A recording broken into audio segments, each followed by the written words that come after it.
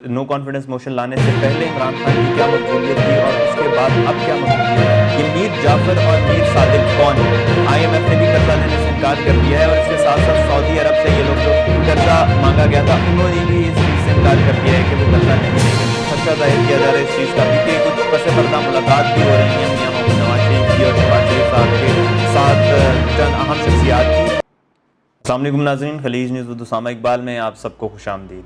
नाज़रीन, मुल्क की मौजूदा सियासी सूरत हाल आप सबके सामने है। किस तरह से नो कॉन्फिडेंस मोशन लाया गया और इमरान खान साहब को वज़ारत उज़्मा से हटा दिया गया। लेकिन अगर हम इस चीज़ को देखें कि नो कॉन्फिडेंस मोशन लाने से पहले इमरान खान की क्या मकबूलियत थी और उसके बाद अब क्या मकबूलियत है, तो उसमें एक वाज़ेह फ़र्क नज़र आएगा। जब नो कॉन्फिडेंस मोशन लाया गया तब इमरान खान साहब की जो मकबूलियत का ग्राफ था वो काफ़ी नीचे आ गया था, महंगाई की वजह से और बाकी मामलात की वजह से। लोग जो थे वो इमरान खान को पसंद नहीं कर रहे थे, इनकी हुकूमत को पसंद नहीं किया जा रहा था। लेकिन अचानक से जैसे ही नो कॉन्फिडेंस मोशन लाया गया तो अवाम के अंदर एक नई एनर्जी आ गई और जो इमरान खान साहब की मकबूलियत थी वो एकदम से बढ़ गई। इसका एक सबसे बड़ा जो रीज़न था वो ये था कि जो बैरूनी साजिश हुई थी उसकी वजह से लोगों ने उसको बड़ा नापसंद किया था कि बैरूनी साजिश पाकिस्तान में क्यों हुई, और जो मरासला उन्होंने बताया था इमरान खान साहब ने जिसमें अमेरिका की मुदाखलत का इंकशाफ था, उसके बाद अवाम थी वो जाग गई और उन्होंने इमरान खान साहब को फिर से सपोर्ट करना शुरू कर दिया और PTI एकदम से फिर से मकबूल हो गई। इस बात का हम अंदाज़ा यहाँ से लगा सकते हैं कि जो बल्दियाती इंतखाबात थे पंजाब में वो नहीं करवाए जा रहे थे PTI की जानिब से, क्योंकि उन्हें पता था कि वो वहाँ पे हार जाएंगे। लेकिन अब यह है कि अब अगर वो कहीं भी इलेक्शन कराते हैं तो अवाम इस तरह से जागी है कि उनके जीतने के चांसेस जो हैं वो बढ़ चुके हैं। इसीलिए बार बार PTI की जानिब से ये कहा जा रहा है कि अर्ली इलेक्शंस कराए जाएं। दूसरी बात जो है वो ये है करंट गवर्नमेंट की। अगर हम देखें, करंट गवर्नमेंट ने आने से पहले ये दावे किए थे कि जो इमरान खान साहब की हुकूमत है उसने अवाम पर महंगाई का बोझ डाल दिया है और जिसकी वजह से वो अपनी नो कॉन्फिडेंस मोशन ला रहे हैं और इमरान खान को हटाकर ये महंगाई कम करेंगे। लेकिन देखा जाए तो उनके जो वादे थे वो भी झूठे साबित हुए और वो भी महंगाई को काबू करने में नाकाम रहे। इसकी वजह से भी इमरान खान साहब की मकबूलियत बढ़ गई और फिर से एक दफ़ा PTI जो है वो एक्शन में आ गई है। और इस बात का सबूत हम ये देख सकते हैं कि जिस तरह से जलसे किए जा रहे हैं इमरान खान की जानिब से, पहले इस्लामाबाद, फिर लाहौर, फिर कराची, उसके बाद ये मियाँ वाली और अब ये जो जेहलम का जलसा था उसमें अवाम का समंदर एक देखने को मिला था जिसमें लोगों ने खुलकर इमरान खान को सपोर्ट किया था। अब अगर हम बात करें मौजूदा हुकूमत की तो मौजूदा हुकूमत ने ये जो महंगाई का जिन बेकाबू कर दिया है और देखा जा रहा है कि आपकी जो स्टॉक मार्केट है वो क्रैश होने पे जा रही है।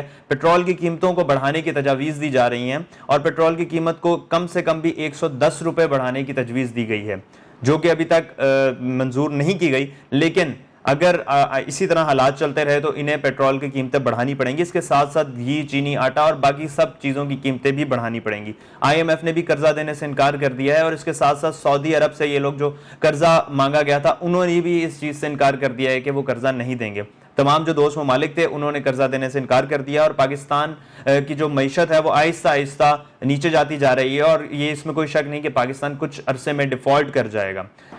इसी चीज़ों के पेश नज़र मियां मोहम्मद नवाज शरीफ ने वज़ीर आज़म शहबाज शरीफ समेत बाकी अहम अरकान जो थे पार्टी के उनको लंदन बुलाया गया और उनसे एक मीटिंग की गई। अब खदशा जाहिर किया जा रहा है इस चीज़ का भी कि कुछ पसे पर्दा मुलाकात भी हो रही हैं मियां मोहम्मद नवाज शरीफ की और शहबाज शरीफ साहब के साथ चंद अहम शख्सियात की। ज़राए का यही कहना है कि चंद दिनों में या चंद हफ्तों में जल्द इंतखाबात कराने का ऐलान कर दिया जाएगा।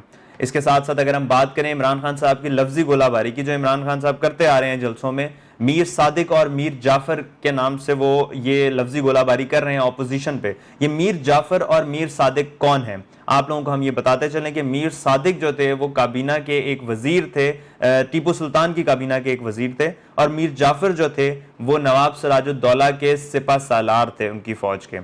जो ये दोनों शख्सियात हैं मीर जाफर और मीर सादिक, ये अपनी गद्दारी की वजह से मशहूर है और इन्होंने ब्रिटिश राज को बरे सगीर में फ़रोग दिया था और इन्होंने उनका साथ दिया था सिर्फ और सिर्फ अपनी हुकूमत चमकाने के लिए।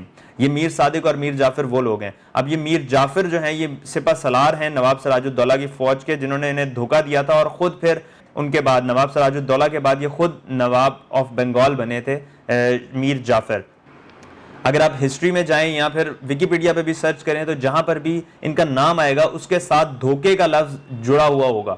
इनको स्पेशली इसी धोखे की वजह से जाना जाता है हिस्ट्री में, क्योंकि इन्होंने जो ब्रिटिश एम्पायर थी उनको बरे सगीर में आने का रास्ता दिया था।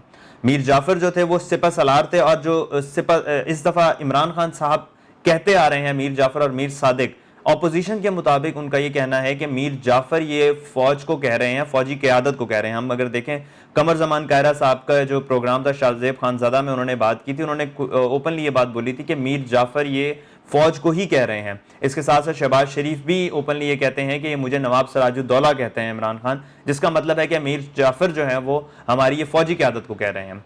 इसके साथ अगर हम इमरान खान साहब का बयानिया देखें तो उनका ये कहना है कि मैं मीर जाफर और मीर सादिक शहबाज शरीफ और मियां नवाज शरीफ साहब को कहता हूं। उन्होंने ये जेहलम जलसे में भी इसकी वजाहत कर दी है, और इससे कहीं चंद और मकामात पर वो ये कहते आए हैं कि मैं मियां नवाज शरीफ और शहबाज शरीफ को मीर जाफर और मीर सादिक कहता हूं।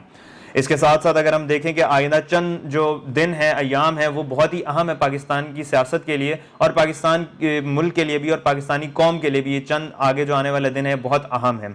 अगले हम प्रोग्राम में आपको बजट के हवाले से आगाही देंगे कि बजट किस तरह से पास होगा और बजट कौन पास करेगा। तब तक के लिए उसामा इकबाल को दीजिए इजाजत। अल्लाह हाफिज।